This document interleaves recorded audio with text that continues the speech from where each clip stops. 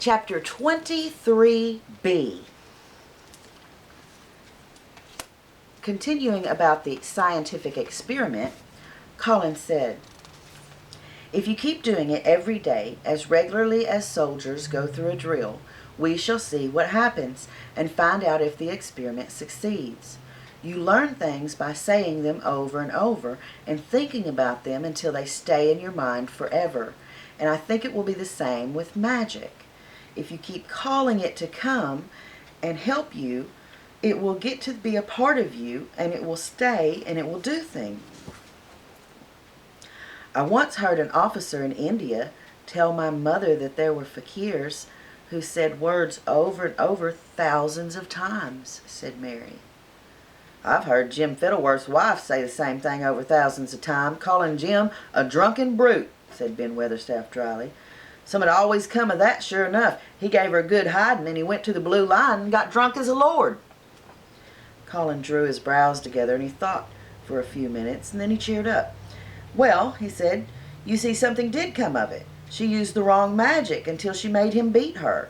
If she'd used the right magic and had said something nice, perhaps he wouldn't have got drunk as a lord, and perhaps he might have bought her a new bonnet." Ben Weatherstaff chuckled, and there was a shrewd admiration in his little old eyes. "Thou'rt a clever lad, as well as a straight-legged one, Master Colin," he said. "Next time I see Bess Fiddleworth, I'll give her a bit of a hint of what magic'll do for her.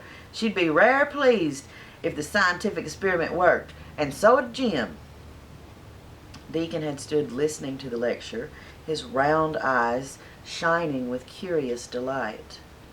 Nut and Shell were on his shoulders, and he held a long-eared white rabbit in his arm and stroked it softly while it laid its ears along its back and enjoyed itself. "Do you think the scientific experiment will work?" Colin asked him, wondering what he was thinking. He so often wondered what Deacon was thinking when he saw him looking at him or one of his creatures with that happy, wide smile. He smiled now, and his smile was wider than usual. "Ah," he answered, "that I do. It'll work same as the seeds do when the sun shines on 'em. It'll work for sure. Shall us begin it now?" Colin was delighted, and so was Mary. Fired by recollections of fakirs and devotees and illustrations, Colin suggested that they should all sit cross-legged under the tree, which made a canopy. "It will be like sitting in a sort of temple," said Colin. "I'm rather tired, and I want to sit down." "Eh?" said Deacon. "Thou mustn't begin by saying thou art tired. That might spoil the magic." Colin turned and looked at him, looked right into his innocent round eyes. "That's true," he said slowly. "I must only think of the magic." It all seemed most majestic and mysterious when they sat down in their circle. Ben Weatherstaff felt as if he had somehow been led into appearing at a prayer meeting. Ordinarily, he was very fixed in being what he called against prayer meetings. But this being the Rajah's affair, he did not resent it, and was, indeed, inclined to be gratified at being called upon to assist. Mistress Mary felt solemnly enraptured. Deacon held his rabbit in his arm, and perhaps he made some charmer's signal no one heard, for when he sat down, cross-legged like the rest, the crow, the fox, the squirrels, and the lamb slowly drew near and made part of the circle, settling each into a place of rest as if of their own desire. "The creatures have come," said Colin gravely. "They want to help us." Colin really looked quite beautiful, Mary thought, as he held his head high. He looked as if he was a sort of priest, and his strange eyes had a wonderful look in them. The light shone on him through the tree canopy. "Now we will begin," he said. "Shall we sway backward and forward, Mary, as if we were dervishes?" "I cannot do no swaying backward and forward," said Ben Weatherstaff. "I got the rheumatics." "The magic will take them away," said Colin in a high priest tone. "But we won't sway until it has done it. We will only chant." "I cannot do no chanting," said Ben Weatherstaff, trifle testily. "They turned me out of the church choir the only time I ever tried it." No one smiled. They were all too much in earnest. Colin's face was not even crossed by a shadow. He was thinking only of magic. "Then I will chant," he said, and he began, looking like a strange boy spirit. "The sun is shining. The sun is shining. That is magic. The flowers are growing. The roots are stirring. That is magic. Being alive is magic. Being strong is magic. The magic is in me. It is in me. It is in every one of us. It is in Ben Weatherstaff's back. Magic, magic, come and help." He said it a great many times. Not 1,000 times, but quite a goodly number. Mary listened, entranced. She felt as if it were at once strange and beautiful, and she wanted him to go on and on. Ben Weatherstaff began to feel soothed into a sort of dream which was quite agreeable. The humming of the bees in the blossoms mingled with the chanting voice and drowsily melted into a doze. Deacon sat cross-legged with his rabbit asleep on his arm and a hand resting on the lamb's back. Soot had pushed away a squirrel and huddled close to him on his shoulder. The gray film dropped over his eyes.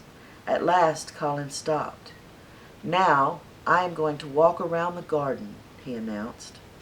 Ben Weatherstaff's head just dropped forward and he lifted it with a jerk.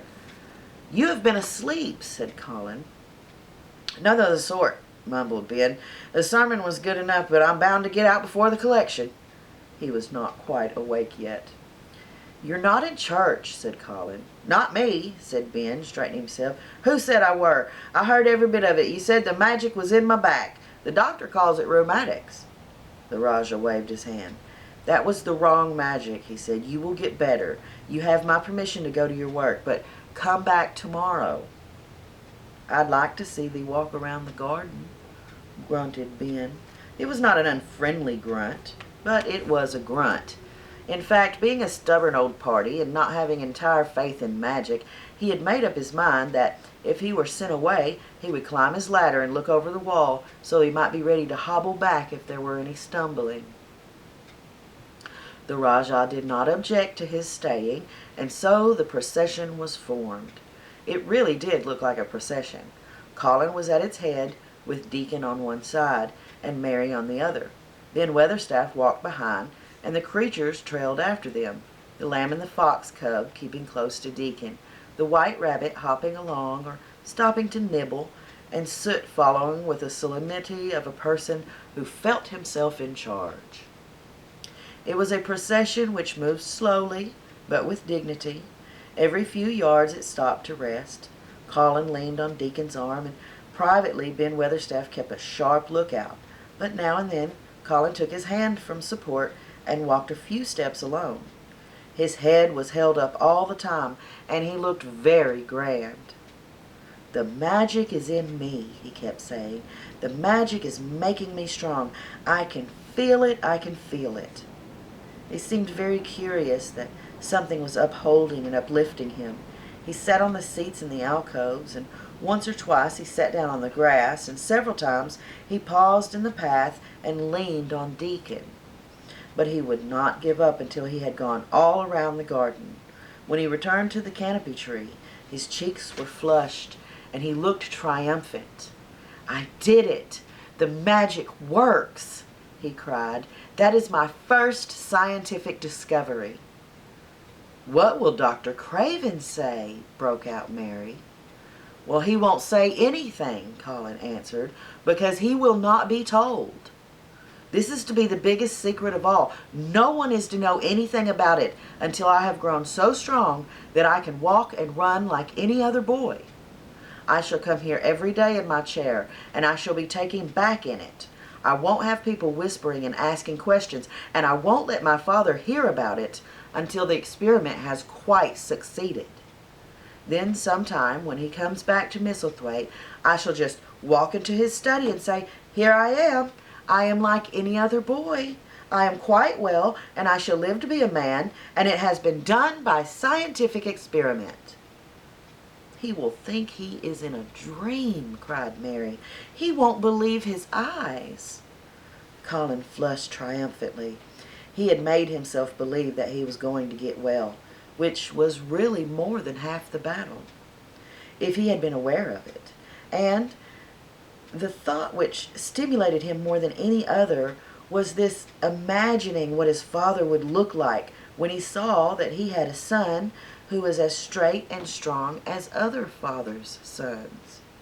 One of his darkest miseries in the unhealthy, morbid past days had been his hatred of being a sickly, weak-backed boy whose father was afraid to look at him.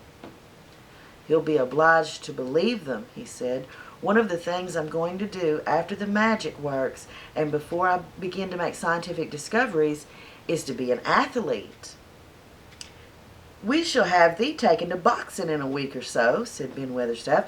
"Thou'lt end winning the belt and being champion prize fighter of all of England." Colin fixed his eyes on him sternly. "Weatherstaff," he said, "that is disrespectful. You must not take liberties because you are in on the secret. However, as much as the magic works, I shall not be a prize fighter.